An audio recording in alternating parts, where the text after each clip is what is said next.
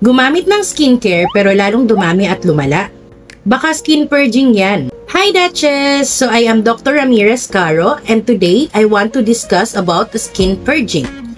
Purging can occur when an active ingredient increases the skin cell turnover. Usually, we expect skin purging if you have acne-prone skin or you have sensitive skin. So, yung mga active ingredients na nagkakos ng skin purging can increase skin turnover. Commonly, mga products na may retinol, retinoid, alpha-hydroxy acid, beta-hydroxy acid like salicylic acid or glycolic acid.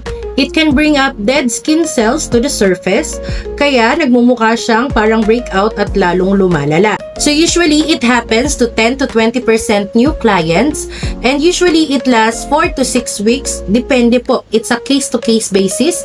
So depende pa rin po sa katawan po natin. So ang tanong, kailangan ba natin tong katakutan? No.